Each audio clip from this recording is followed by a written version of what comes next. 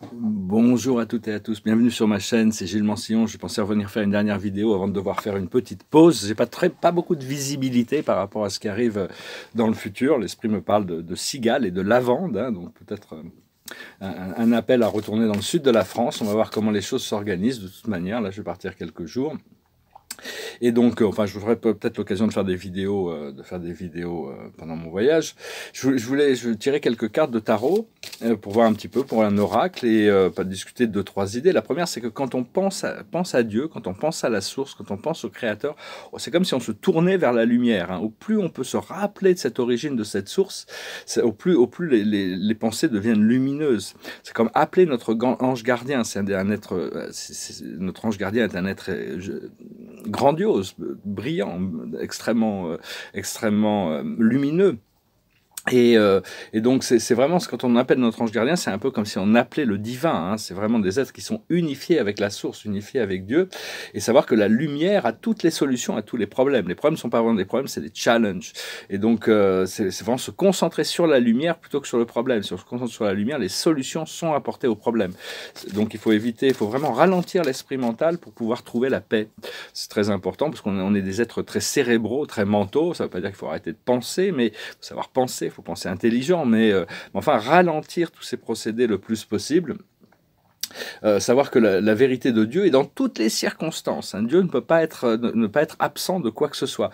C'est juste et Dieu veut le meilleur pour chacun de nous, aussi bien pour l'ensemble de sa création que pour nous individuellement.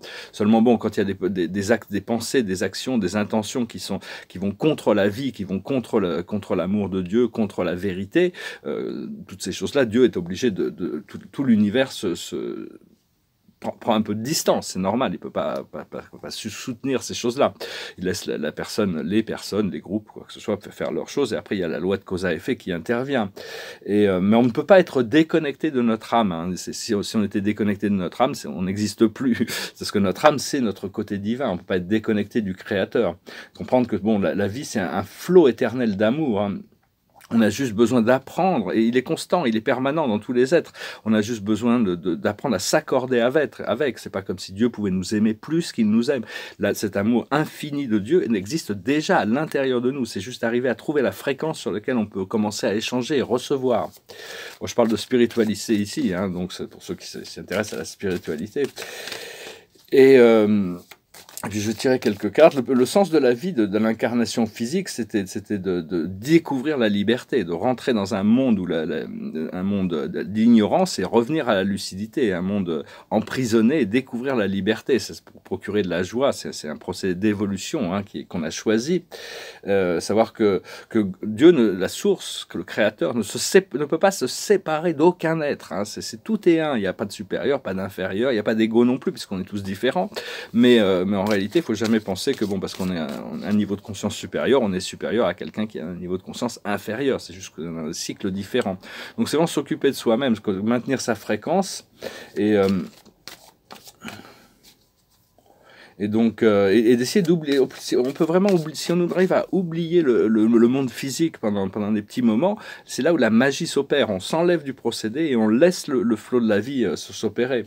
Parce que la chance n'est pas du hasard. Hein. La chance, c'est la chance, la malchance. Bon, les stoïques disaient, on n'a pas le choix sur la chance ou la malchance ou mais enfin bon, c'est des choses sur lesquelles on n'a pas le choix, mais la chance n'est pas par hasard. C'est juste une question de flow. Et même quand on a de la malchance, ça ne veut pas dire que Dieu nous aime plus, ça veut dire qu'on a besoin de débloquer un blocage, on a besoin de prendre conscience de quelque chose. C'est un karma qui est en train de s'expurger, hein, une expérience qu'on a besoin de libérer. C'est notre âme qui choisit ces choses-là, c'est de devenir conscient et responsable de sa réalité. Donc, je vous remercie d'aimer, de partager, de commenter, de souscrire. Je vous remercie pour vos donations. Je referai certainement des sessions privées un peu plus tard. Alors, je vais tirer 10 cartes avec ce tarot. J'ai rangé tous mes autres jeux de tarot. Donc, c'est un tarot des oracles. C'est l'oracle de la sagesse, ça s'appelle. Bon, la carte finale, ça correspond à ma carte de la journée. C'est la clé. Donc, ça, c'est quand même pas juste aujourd'hui. Hein. La situation, c'est dans ce mois-ci, cet été, cette année, c'est la régénération. Tout est en train de se régénérer. On est en train de se régénérer au niveau cellulaire. La situation, le monde va se régénérer. La planète va se régénérer. Ce qu'il faut comprendre autour de la situation, c'est la flexibilité. faut rester flexible, garder l'esprit ouvert et pouvoir s'adapter au fur et à mesure que la vie nous révèle. C'est arriver à trouver dans le moment présent l'information qu'on a besoin pour prendre les bonnes décisions plutôt que de planifier à l'avance, se retrouver dans une situation où on a planifié quelque chose, mais la situation demande quelque chose d'autre. Donc c'est vraiment rester conscient dans le présent.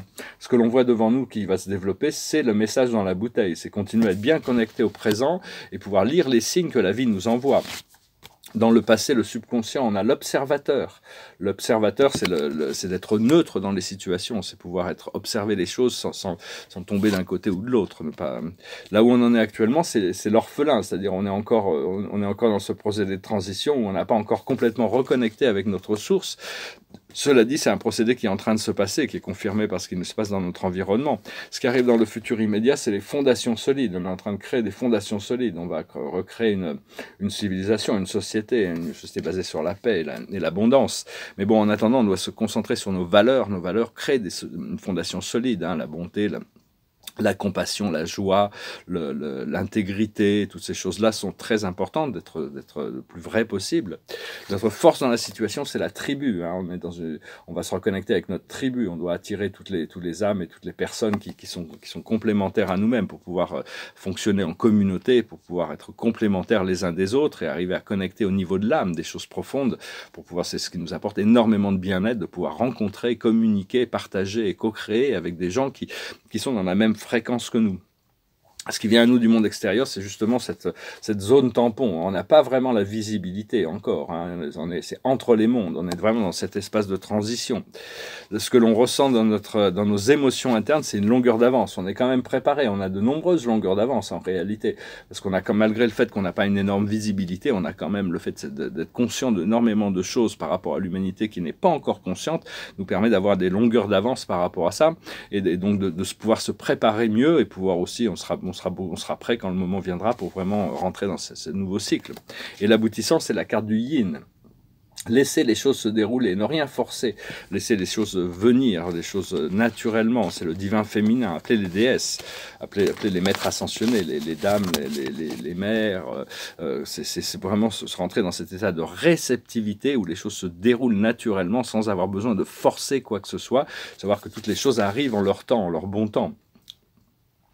Donc, on doit vraiment ralentir notre esprit mental, ralentir, même ralentir nos actions, si on peut bouger plus doucement, prendre plus le temps de vivre, prendre plus le temps de savoir que la réalisation de la vie, c'est que la vie c'est votre vie, est éternelle et miraculeuse en réalité. On est tous des miracles, on est tous ce cœur qui bat, c'est Dieu à l'intérieur de nous, on a tous cette force du divin à l'intérieur de nous, au plus profond de notre cœur.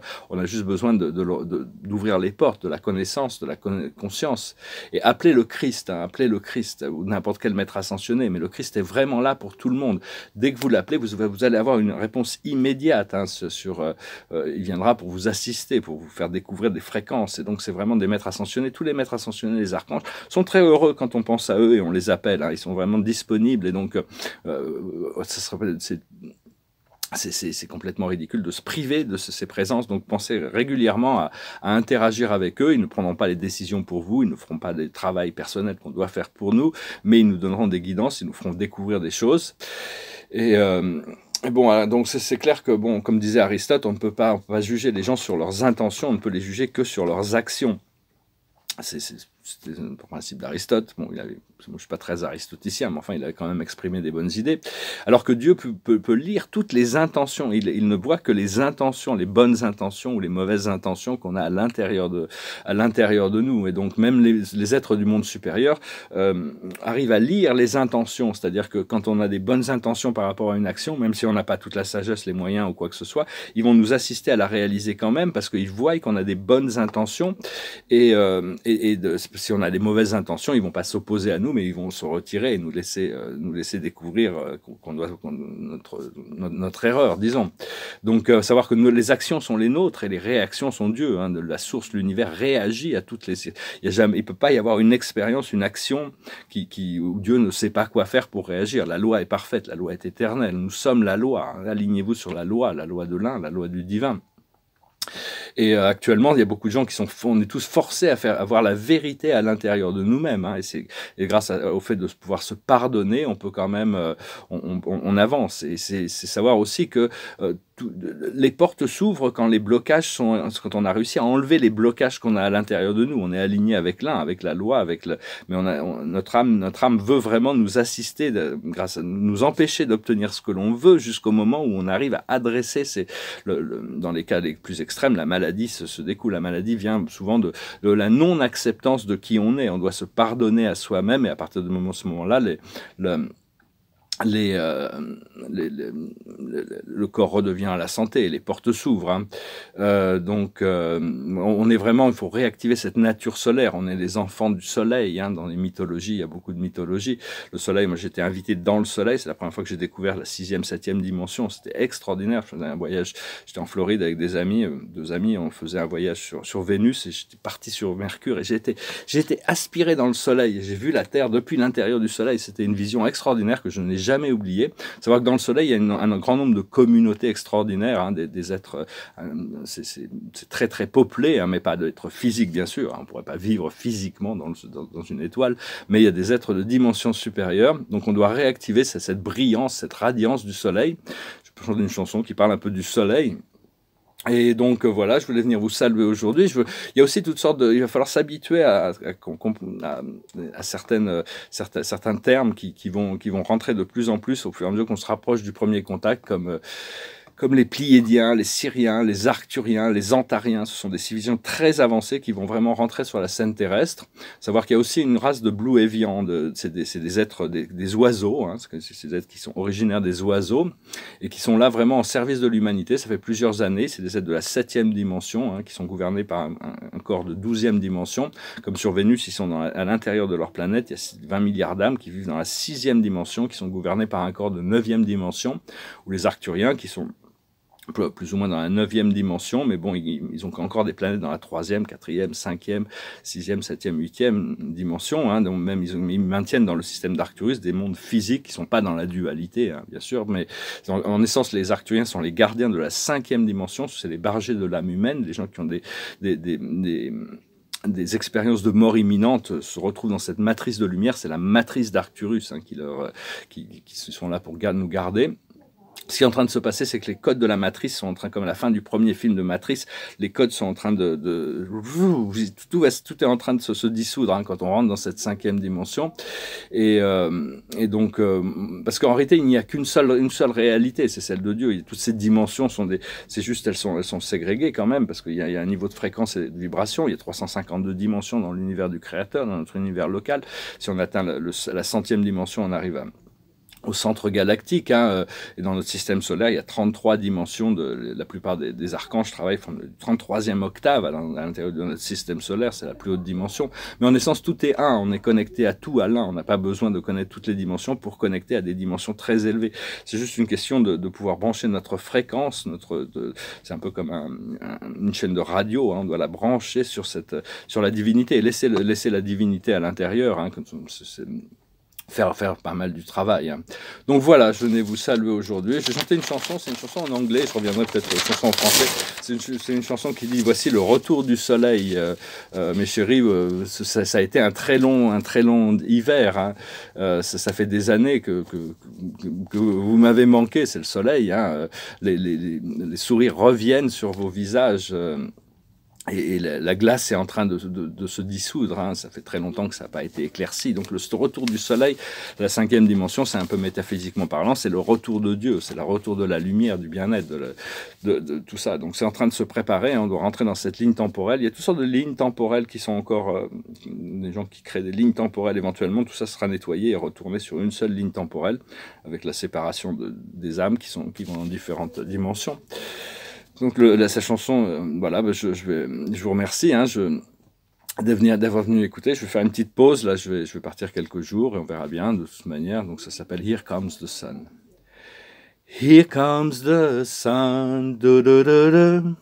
Here comes the sun, I say, it's alright, do do do do do do do do do. Little darling, it's been a cold and lonely winter. Little darling, it seems like years since I've been here.